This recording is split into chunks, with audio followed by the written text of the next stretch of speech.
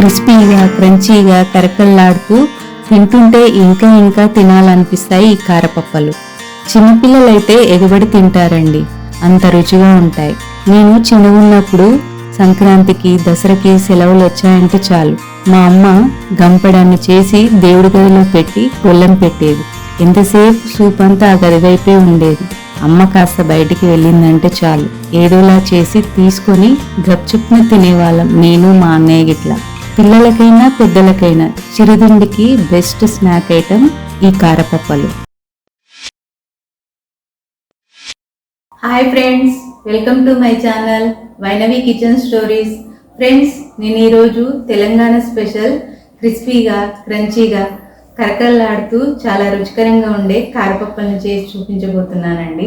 వీటినే కొన్ని ప్రాంతాలలో గారెలు, అప్పాలు, అలాగే పప్పు చెక్కలను కూడా అంటుంటారండి.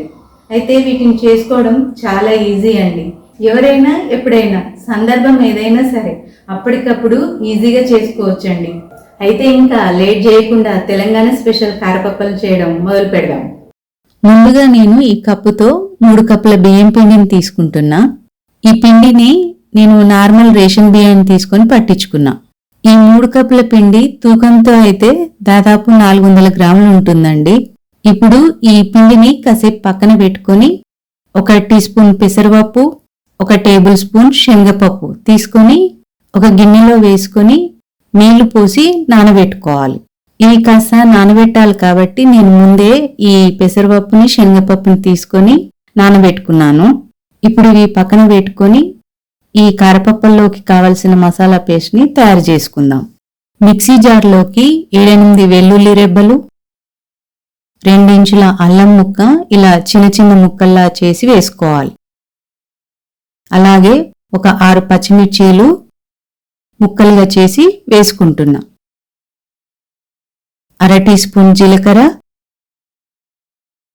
1 టీ స్పూన్ ధనియాలు వేసుకొని వీటిని కచ్చాపచ్చగా గ్రైండ్ చేసుకోవాలి.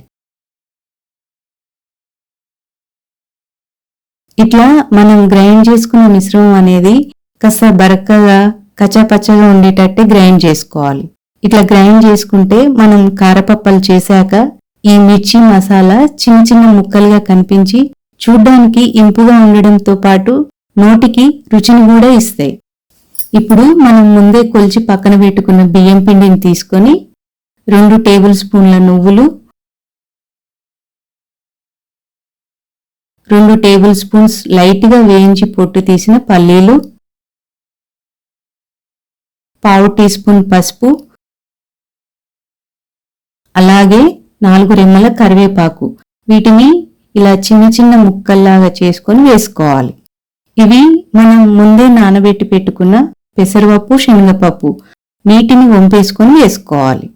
ఈ పప్పులు కూడా కారపప్పల్లో మనం తింటున్నప్పుడు కరకల్లాడుతూ ఇంకా ఎక్స్ట్రా రుచిని యాడ్ చేస్తాయి. ఇప్పుడు మనం ముందే బరకగా గ్రైండ్ చేసి పెట్టుకున్న ఈ పచ్చిమిర్చి మసాలా పేస్ట్ని కూడా వేసుకుంటున్నాం. తర్వాత 1 టీ స్పూన్ ఉప్పు వేసుకుంటున్నా. ఉప్పు అనేది మీ టేస్ట్కి తగ్గట్టు వేసుకోండి. ఇప్పుడు ఇందులోకి మనం వేసుకోబోయే మరో ముఖ్యమైన పదార్థం ఏంటంటే వెన్న.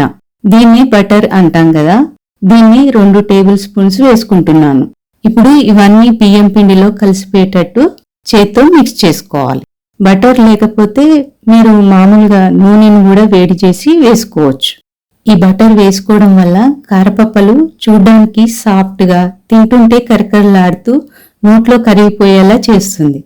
ఇప్పుడు ఈ పిండి మిశ్రమంలో 1 స్పూన్ నీళ్లు వేసుకొని కలిపి ఒక చిన్న పిండి ముద్దని నోట్లో వేసుకొని ఉప్పు సరిపోయిందో లేదో చూసుకోవాలి. నాకు కాస్త ఉప్పు తక్కువైనట్టు అనిపిస్తుందండి. 1/2 స్పూన్ మళ్ళీ వేసుకుంటున్నా. అంతా ఒకసారి కలుపుకొని ఈ కలుపుకున్న పిండిలోకి కొద్దిగా వేడినీళ్ళు పోసుకొని కలుపుకోవాలి. మనం వేడినీళ్ళు పోసుకుంటున్నాం కాబట్టి చెయ్యి కాలుతుంది. అందుకే ఇలా ఒక గరిటెతో గాని స్పాటులతో గాని కలుపుకోవాలి.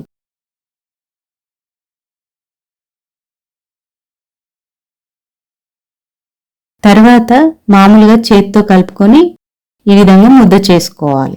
ఇదిగో ఇలా సాఫ్ట్గా అయ్యేంత వరకు కలుపుకుంటే అప్పాలు అనేటివి ఒత్తుకుంటుంటే చిరగకుండా నీట్గా మంచిగా వస్తాయి. ఇప్పుడు మనం కారపప్పలు ఎంత సైజులో చేసుకుందాం అనుకుంటే దానికి సరిపడ పిండిని తీసుకొని ఇలా చేత్తో గుండ్రంగా ముద్దలు చేసి పెట్టుకున్నాం అనుకోండి, తర్వాత మనం త్వరగా అప్పాలు చేసుకోవచ్చు. ఇప్పుడు చేతికి కాస్త నూనె అంటించుకొని మనం అప్పాలు ఒత్తుకునే పాలిథిన్ పేపర్ మీద ఇలా అంటించుకోవాలి. ఇప్పుడు మనం చేసుకున్న పిండి ముద్ద పెట్టి ఇలా చేత్తో ఒత్తుకుంటే అప్పాలు ఈజీగా వస్తాయి. అంతటా ఒకే మందం ఉండేటట్టు ఒత్తుకోవాలి. అంతేనండి, అప్పాలు చేత్తో ఒత్తుకోవడం చాలా ఈజీ.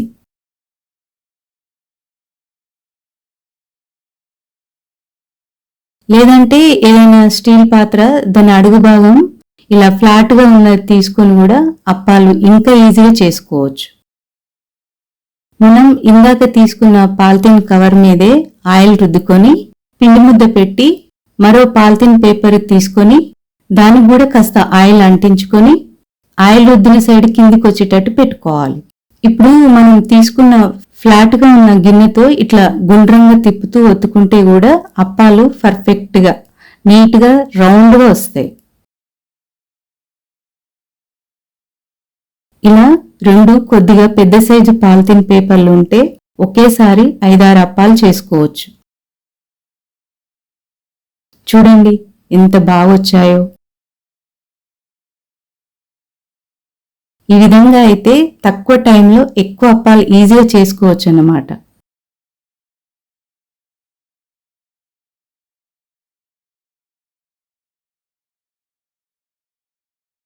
ఒత్తుకున్న అప్పాలని ఇలా ఇంట్లో ఏదైనా క్లాత్ని తీసుకొని నీళ్ళల్లో గట్టిగా పిండుకొని ఇట్లా నేల మీద గాని ఏదైనా టేబుల్ మీద గాని వేసుకుంటే అప్పాలు అతుక్కోకుండా ఈజీగా వస్తాయి. మనం ఒకవేళ అప్పాలు చేసుకున్న తర్వాతే నూనెలో ఫ్రై చేసుకుందాం అనుకుంటే ఇలా, లేదంటే మీరు అప్పటికప్పుడు మీ ఫ్రైయింగ్ ప్యాన్ లో ఎన్ని అప్పాలు పడతాయో అన్ని చేసుకుని కూడా ఫ్రై చేసుకోవచ్చు. ఇప్పుడు స్టవ్ మీద కడాయి పెట్టుకొని డీప్ ఫ్రైకి సరిపడా నూనె పోసుకొని నూనె వేడెక్కిందో లేదో తెలుసుకోవడానికి ఒక చిన్న పిండి ముద్దని నూనెలో వేసుకొని చూడాలి. పిండి ముద్ద ఇలా పైకి తేలిందంటే నూనె వేడెక్కిందన్నమాట. ఇప్పుడు అప్పాలని ఒక్కొక్కటిగా మెల్లగా నూనెలో వేసుకోవాలి. మీరు తీసుకున్న ఫ్రైయింగ్ ప్యాన్ లో ఎన్ని పడతాయో చూసుకొని వేసుకోండి. అప్పాల్ని ఇలా జలిగంటతో 2 వైపులా తిప్పుకుంటూ 2 వైపులా సమానంగా ఫ్రై చేసుకోవాలి. వీటిని మరీ ఎక్కువసేపు కూడా ఫ్రై చేసుకోవద్దండి, ఎందుకంటే మనం అప్పాలు పల్చగానే ఒత్తుకున్నాం కాబట్టి త్వరగానే ఫ్రై అవుతాయి. ఇవి కాస్త గోల్డెన్ బ్రౌన్ కలర్లోకి రాగానే తీసేసుకోవాలి. ఇలా చూడండి ఎంత బాగా వచ్చాయో. ఇలాగే మిగతా వాటిని కూడా ఫ్రై చేసుకోవాలి.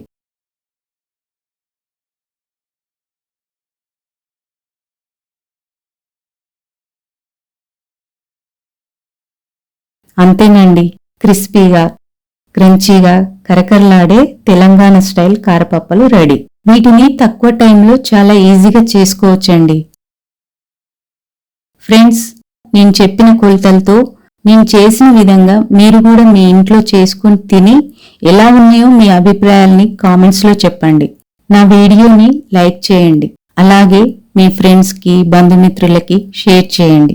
నా ఛానల్ని తప్పకుండా సబ్స్క్రైబ్ చేసుకోండి. మరో కొత్త రెసిపీతో మళ్ళీ మీ ముందుకు వస్తాను. Thank you.